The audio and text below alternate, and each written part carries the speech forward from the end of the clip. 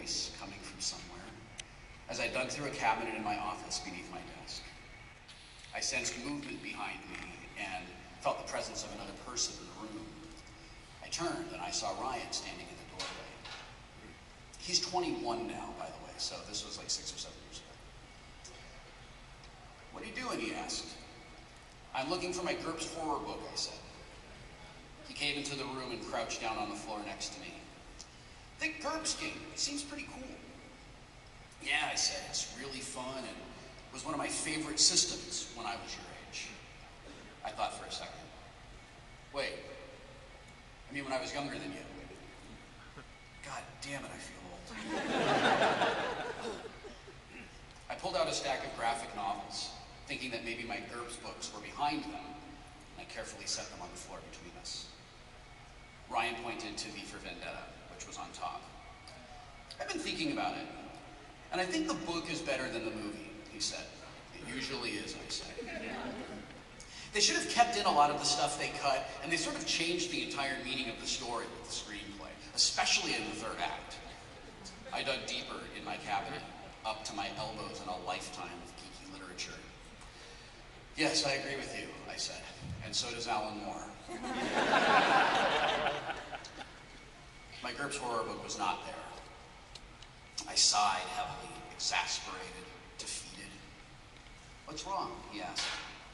"I can't find the book, and I'm pretty sure that means it's in the garage somewhere."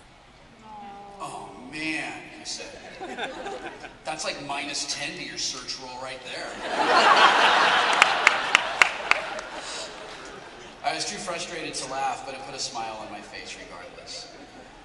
I don't think there's a parent in the world who would get too frustrated to enjoy a glimpse of himself as it flashes across his son's face.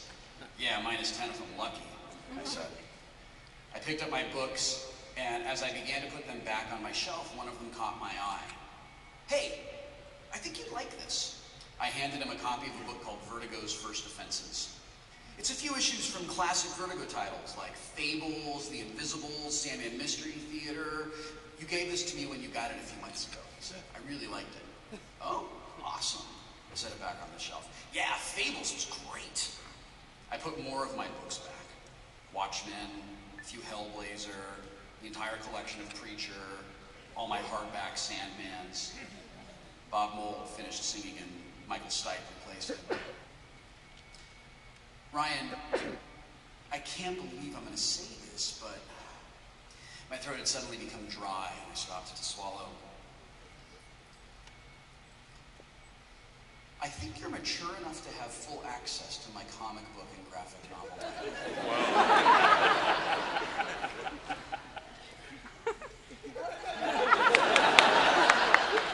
Yeah. "What?" "Well, look, you appreciate the art, you appreciate the writing, and most importantly, you appreciate the value these books inherently have, as well as their ephemeral value to me. I'd like you to read them, and I would be really happy to share them with you." I looked at him and he said nothing. I didn't expect it to be as important or significant to him as it was to me, and that was okay. I mean, part of being in high school is not attaching importance or significance to moments like this, while attaching them to other things, like what exactly it meant when the cute girl from chemistry class said your shirt was funny. What kind of funny did she mean? Like good funny or bad funny? Like funny weird or funny cool? Like funny I should keep talking to her, or funny I should walk away? Why is she twirling her pen in her hand? What does that mean? Is that like is that a sign, like get away from my twirling pen? Or like come and talk to me about my pen? Come on, dude, I'm sending you signals and you're not getting any of them.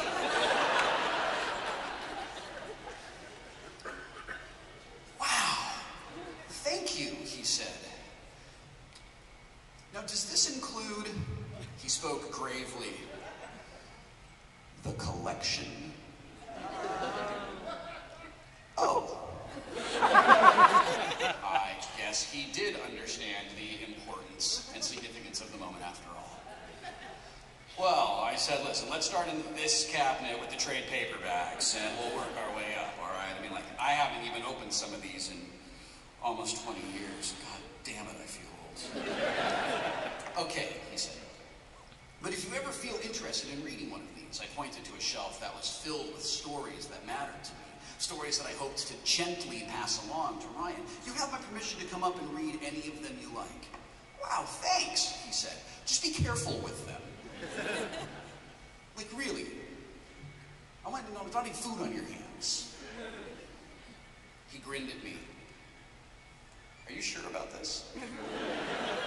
Yes, I'm sure. Because if you're having second thoughts about it... No, I said, I'm sure. It's just that you look a little nervous, is all. I realized that my kid was giving me shit, busting my balls. I laughed and he joined me. Ryan, I trust you with my comic books. There, I said it. Wow, that's hardcore, Will. Yes, it is. On the radio, Michael Stipe sang, "Take a picture here, take a souvenir." Now, I told this story to my wife before I wrote it while we were driving to the store. When I got to the end and dramatically revealed that I'd given Ryan permission to read my comic books and he had appreciated the magnitude of the whole thing, all I got back was a blank look. "It's a big deal," I said. "Uh-huh." "Dude, it's a really big deal." "Uh-huh." This is one of those times when I totally geek out about a nerd thing and you just sort of politely humor me, isn't it? Uh-huh.